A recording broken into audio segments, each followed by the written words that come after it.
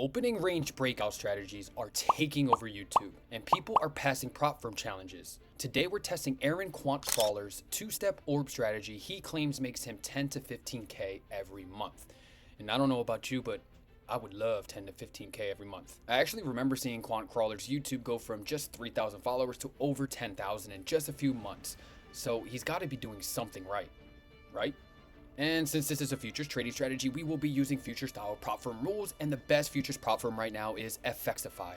One phase, 6% profit target, 4% max drawdown, 30% consistency rule, no time limit, no monthly recurring fee, and it's TradingView compatible. You can use code EddiePips for the best possible discount on both Forex and futures plans. Links are also in the description. So today we're testing on MNQ only, one contract per trade, one trade per day, and we're starting from mid-December 2025, which gives us about 6 months to pass this challenge.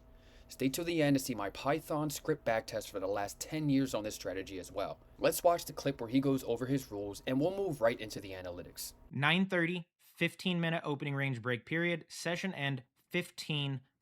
So that's in the afternoon Eastern Standard Time. This is trading all 5 days of the week. The stop loss method that I use is the opposite side of the zone, like I mentioned earlier in the video. I just do a full TP, risk to reward. I actually have it lately running at 0.9 because I found the opening ranges were bigger. The opening range break is a very simple strategy if you can understand and implement a two-step process. So Aaron might know what he's talking about just a little bit, okay? This trading strategy did pass a prop firm challenge, and the rules are completely mechanical, which makes this very nice. As you can see, the equity curve is nice and smooth. We did have a little bit of zigzagging here, and then we completely took off. You can see that the net profit was $3,000, which is what we need to pass the Fxify challenge. The win rate was a 68%. Now, with this win rate, there were early exits, so that means closing the position at 305 no matter what. If the position was positive, then it was technically counted as a win, which counted towards the win rate. You can see that we had 12 early exits. Profit factor was a 2.5, which is absolutely amazing. Max overall loss was only $548, which is about 1.1%. You can see that it passed the 30% consistency rule. There were 34 total trades. It took only 50 days to pass. The average RR was 1.2 to 1. You can see that there were 23 total winners, 11 total losers, 9 consecutive wins in a row, and only 2 losses in a row. But again, that 9 max consecutive wins in a row does take into consideration the early exits. Now, looking over here at the detailed analysis, you can see that we started in December, started off with a couple of losses, had a win, 2 more losses, and then you can see January was just fantastic and February was also fantastic. Looking at the daily breakdown, you can see that the profit was actually evenly distributed across each of the days. There was not really a bad day, you would say. Thursday was 50% win rate, which is the lowest here, but each day actually performed well. You can see the performance by month. January we were up 3.3%, February we were up 2.8%, and you can see their performance by side here. It was about equal, 16 buys, 18 sells. The buys were definitely a lot better than the sells. And here is the trade log at a glance. Again, you'll be able to download the trade log completely free in the description. And now we're going to head over to FX Replay to take a look at the RR simulator. The RR simulator, the average R here on FX Replay is showing the current R is 0.81, and that is, of course, because of the early exits.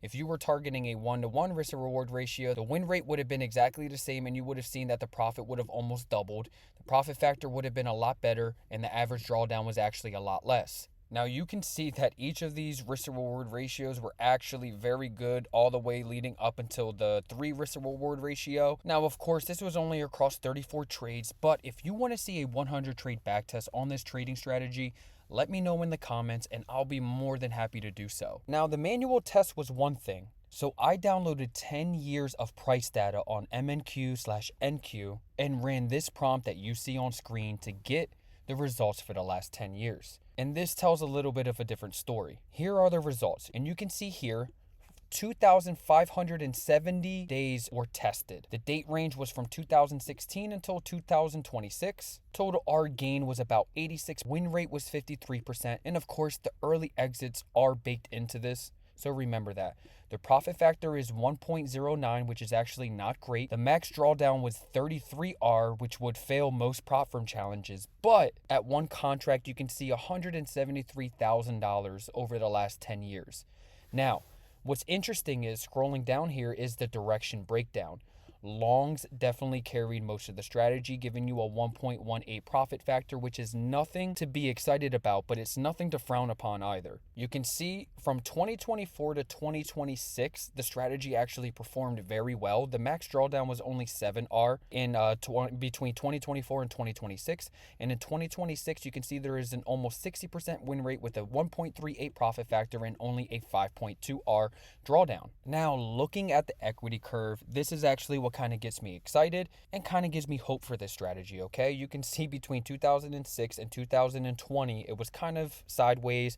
You would have went into some major drawdown here, but as you can see, starting from 2022 all the way up, you can see that it is just a beautiful upward trajectory.